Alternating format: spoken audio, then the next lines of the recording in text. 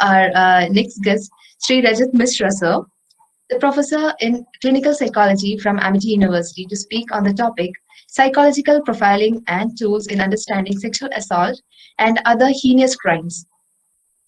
Dr. Rajat Mitra currently teaches forensic psychology, and prior to this, he led a team of psychologists which worked in victimology and helped to find justice for many victims for sexual assault and other heinous crimes, for which he received a United Nations Public Service Award in 2011 as well.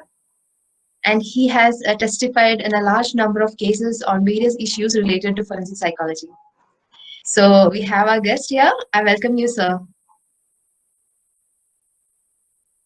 Dr. Rajat Mitra. I am a professor of clinical psychology in Amity University, and I will be sharing about psychological profiling and tools in dealing with sexual violence, something that I have worked for over 15 years. And let me share that psychological profiling and tools in dealing with sexual violence is a new and emerging field in India. It has been there not for very many years, and it is still having its teething problems. There is a lot of challenges in front of us to do that. So I'll be sharing with you some of the challenges that we have felt and the successes that we have had in this, right? So psychological profiling, as we know, is a method of suspect identification which seeks to identify a person's mental, emotional, and personality characteristics based on the things done or left at the crime scene. So there are several assumptions made when it comes to offender profiling. But how we came to that, and particularly in India, I would like to share a little bit of history. We had a humble beginning, and it was an NGO called ASRA, which was constituted of Dr. D. Mohan, former HOD Psychiatry, and Dr. H.S. Sethi. I joined there as a clinical psychologist. That was almost 3 decades back. And we initially started with violence management and de-addiction issues, but then we spread over to counseling and worked with different prisoners across the whole Tihar jail. Next. Yeah, next, please. Yeah. So as we got an intimate knowledge with prisoners, and there were prisoners who had committed almost every crime, often we noticed that police would ask our help in knowing about the characteristics of a prisoner, an offender. So we started a psychological support for the victims of crime in Delhi. That was around the year 2000. And it was it was very much supported by the police commissioner, Mr. R.S. Gupta, at that time. And he brought out a Standing Order 303, which was a kind of a pioneering attempt by police to involve the use of psychologists in providing support for the victims and offender profiling. Next, please. In 2 decades, our team provided psychological support to victims of sexual assault, homicide, terrorist violence, hostage negotiation, dacoity, relationship violence, and trafficking.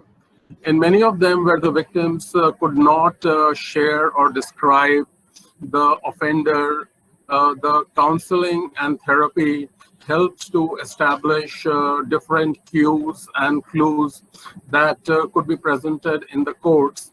And I have testified in over 100 cases in the courts on different issues, from malingering, insanity, diminished responsibility, and also at times shared about how we arrived at the offender, where I had to explain about the psychological profiling.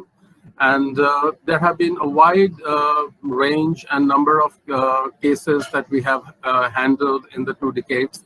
I'll be sharing some of that in the next slide. Yeah. So but before that, let me share that we did it under ethical guidelines. And often when we started doing profiling, it was about drawing the characteristics of the offender. In one case, for example, where there was a sexual assault of a child, and that was in a defense area, the police had rounded up all the bad characters of the area and they were investigating them. But when we analyzed the crime scene, what we realized is that only a person with a tremendous amount of confidence in handling children could actually enter the house, pick up the child, and commit the crime. So we suggested to the police that they look for assistants in children's schools or in prep schools or in play schools around. And one of the persons, so the police changed their search, and when they found that one person who had been missing from the night of the crime, they went to his village and he was brought. The girl identified him as the person who had taken him out. So profiling depends upon finding out the personality characteristics of the person. It is not a substitute for detailed criminal investigation that law enforcement does, but assisting the law enforcement at points where they need psychological inputs, behavioral inputs, and understanding the mind of the criminal and what may have transpired between the criminal, between the offender and the victim. We also did mental status examination in select cases when asked to, and prepared psychological reports submitted in the courts, which I had to go and often present in the courts as a psychologist. And it gave us first-hand knowledge and understanding of how much psychological inputs and knowledge can affect the judicial process. The judges can understand many issues. The police, it helps them to zero down on the suspect. And of course, I need to add that in every case, we took the consent of the suspect or the offender in going ahead. Next, please. Next, please. Yeah. Some of the cases we assisted in investigations and through psychological assessment and profiling. One was the Swiss diplomat rape case that rocked the country. The diplomat could not recall anything about the crime which had just taken place a few hours back. And we helped her through certain psychological methods to draw a profile of the person, and she could do a sketch of the person in the process, which was used by the police to zero down on the suspect and finally detain. We helped in the special cell to understand the level of radicalization in 23 youth. It was a case from Charbagh, Delhi, which we helped to identify the persons who were responsible and what is the degree of radicalization they had gone. There was a president's bodyguard case. We know that Abdul Kalam's bodyguards many years back assaulted a girl in Buddha Jayanti Park and ran away. And with our help, she could describe the characteristics of the person who had done so, and it helped the police to detain and do the investigations. There was a human trafficking case that was referred by National Human Rights Commission to the police, and the then DCP of the area, Dr. Devesh Srivastav, he had asked our help in understanding the girl and her mental state. And when we assessed the mental state, what came out was that she was a victim of human trafficking and how there was a trafficking syndicate that was running. So it helped the police to change their direction towards human trafficking and arrest the person concerned. There was a child murder and sexual assault case in Mehroli, where the child's body, she was 6 years old, it was thrown into a water tank. And there were no leads. And again, the police had rounded up all the bad characters of that area, and they were interrogating. But the case, the crime scene presentation presented certain unique clues about the person, which led us to realize that he would be a person who would be between this age, who had recently come to Delhi, and somewhere he would have a religious angle in committing this crime. So when we went ahead and looked at all the migrants who had come nearby, again the police changed their search. One of the migrants was found with thing from the girl that he was carrying as a trophy, and that led to his arrest and final sentencing in the courts.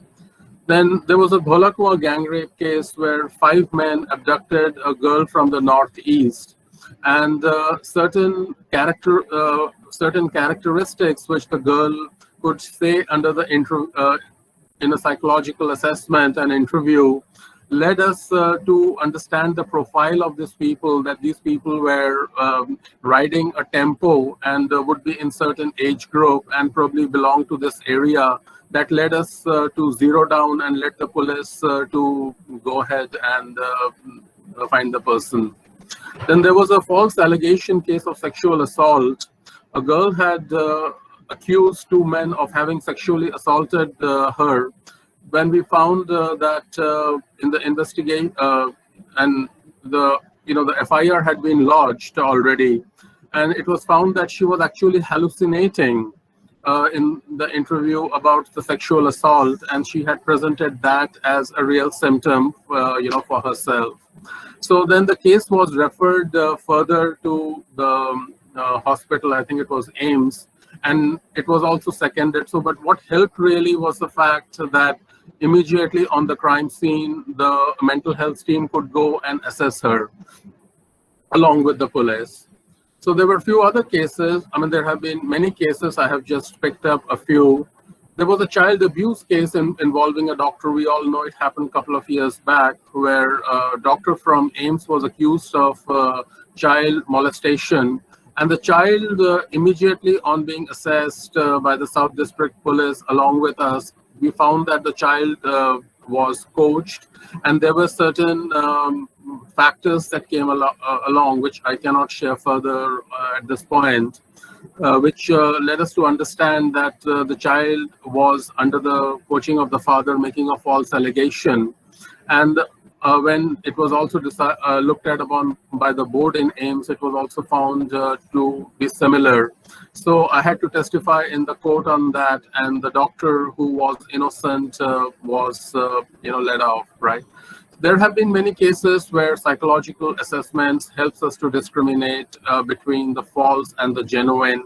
It's an indicator, and it is not something absolute, and it has to be aided with other methods. And it is something that, as I said in the very beginning itself, that it is an aiding mechanism. It is not the primary mechanism. So I would share with one more case about a false allegation that was made against police personnel. This was given wide media coverage, where certain police personnel, a false allegation was made, and she was assessed by us, and we found that she was malingering and she was using deception. So it was with that, we could find that many of the points where she was telling us the truth did not really match, and that was the police investigation established that. So psychological profiling helps in aiding the police investigation and other forms of investigation. Next, please. So there are challenges before us. The psychological assessment in the courts and profiling is still a long way to be accepted by Indian courts as legitimate, and the role of psychologists is to be made clearer, like in what capacity are be doing. So a clear-cut delineated role for mental health professionals in working with law enforcement and courts perhaps needs to be looked into and made. The safety and protection issues for professionals, psychologists who work, in many cases, we were threatened or intimidated, and this is a professional hazard that we all feel. Torture is still a major issue sometimes, which violates human rights, and it's like sometimes I've seen that the police slap or they beat up the person, and then they want psychological profiling or interviewing, which makes it far more difficult, and they are mutually exclusive. And the public perception of the roles of our professionals and limitations. We work under a lot of limitations, and that's very important to understand that it is not a panacea, or it is not the an alternative, but as an adjunct, something that can be added on to detailed police investigation or other scientific investigations. Next, please. Okay, we were recognized for our efforts. Our organization, it was awarded by United Nations for helping a number of survivors of crime, heinous crime, particularly sexual assault, in the year 2011. The team came over, watched our work, saw it, and saw it as an example of police civil society participation. And I had to present our work at United Nations. And what came across is that the sexual violence in India is not is so similar in so many ways, so much alike, that what is happening in also the other countries, and how much we have to learn from each other. There is a lot of say exaggeration that is made about sexual assaults and sexual violence in India, and it is important for us to point out that our country is like any other, and not in any way different. We need to advance ourselves. We need to work in a multidisciplinary way to achieve our goal. Next, please. Okay. This is the police commendation role given by the police commissioner, Mr. K.K. Paul, who saw that the investigative methods of the police were helped by the psychological profiling and assessment, and that led to the evidence being made foolproof. This is a small token of appreciation that he said we can give you. Next one. This is also one that he gave where a woman who had given information which was found to be not true, she was not being deceptive, but the accused were someone else, and it was helped with and it was found with the help of psychological profiling. And this was a letter sent by him to us, which we keep for our, which showing that how the police can work together with psychologists, and it can enhance their work.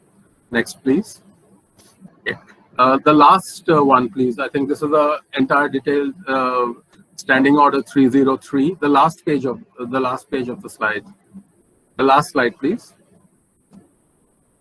Yeah. The one before that. Yeah. The one before this. The one before this. Yeah. So this is where the Police Commissioner R.S. Gupta, he gave us a role that was in the year 2003. We worked for many years till this under this action, Standing Order 303. Then it was modified and changed, and it helped us to include psychological assessment profiling into police work, which I'm glad to say that the police are using, and our work has been legitimized and made universal, so it is increased. And this is my gratitude to the law enforcement that they helped us to do that, and we had a good participatory relationship where we could achieve that. We also worked in this period with other professionals who helped us, and we could make the police work, multidisciplinary to the police. Like in one sexual assault case, we found that the girl could hear only certain frequencies, and she was using a word again and again. And with the use of an audiologist, we found that the frequency she was using and the frequency with which she was saying those words meant certain certain syllables, which was referring to the name of the accused. And we had to present the entire detail in the court. It was in the Court of Justice, Santosh Snehiman, and she acknowledged the work of the police, the profiling psychologist, and the audiologist in working and getting the accused arrested. So this is a work which is still has been in the preparatory stage. A lot needs to be done, and this is all I want to say. Thank you very much.